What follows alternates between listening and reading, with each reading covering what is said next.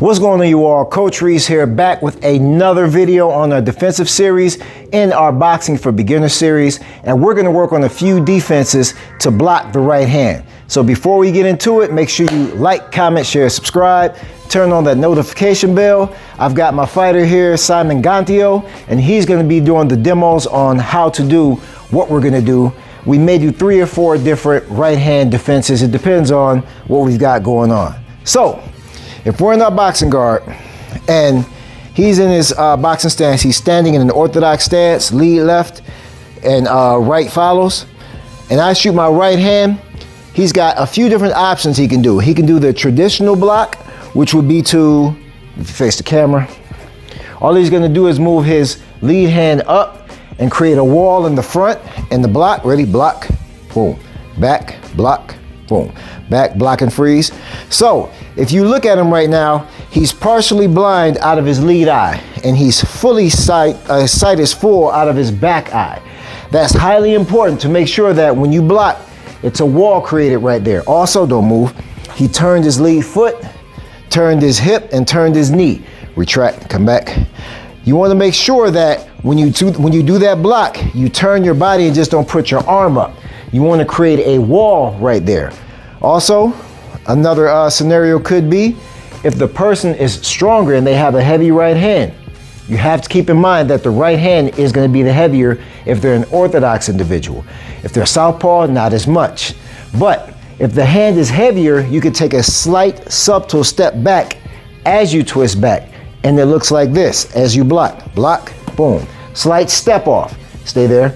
You see he already turned, he took a slight step off, and the pressure is not as much because he stepped off as he blocked that shot. Come back, block, back, block, back, block, back. So that's the traditional block that's used to block the right hand. You have other options like the forearm block. So the forearm block will come from him lifting my arm up as I shoot. Boom, right there. Lifting it up, boom, don't move, right there. And what's going on is he's not blocking me with the glove. Let's turn to the side, turn to the front. So, this is good here. All right, forearm block, boom. So what he's got right now is all of this opportunity right here, because what he did was he caught my, stay there, my punch, he pressed it up with his forearm, not his elbow and not his fist.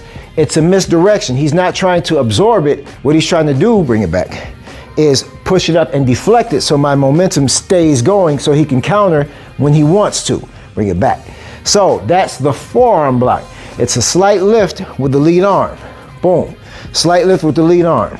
Boom and boom. Another one you have is the shoulder roll. Now you have to be very, very, very careful with the shoulder roll.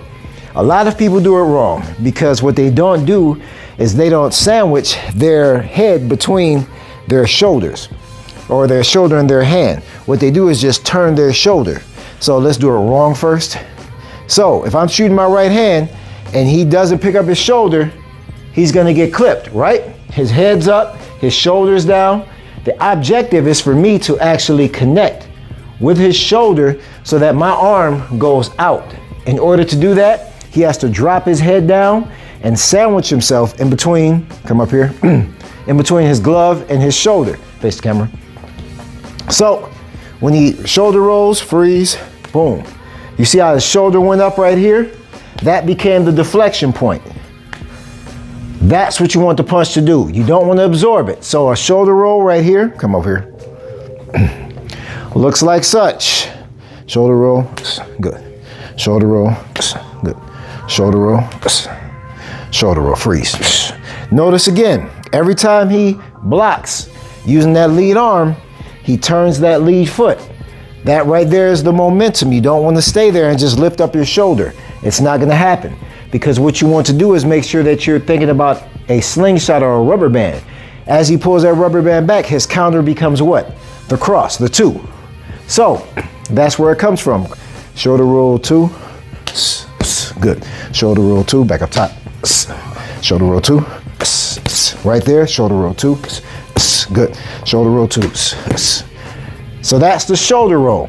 So you've got 3 defenses right there. You've got the traditional block, you've got the forearm block, and you've got the shoulder roll. Now, one more that you can do is parry. So with the parry, that means you're in a high guard. So with the high guard, you're looking down where everything's open. Show them a high guard real quick. High guard, his thumbs are on his temple, his hands are a bit high, so nothing can come up in the high guard. You're not looking for anything to come out here on the outside or on the up on the high guard.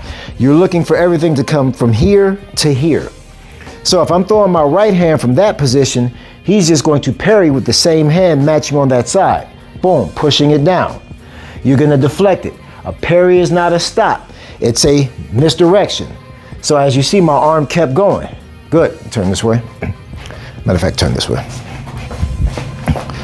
So from a high guard, he parries it down, which leaves me open for counters each time. So each defense that you do should leave you or your opponent open and vulnerable for some sort of counter. You're just not stopping shots just for the sake of stopping shots.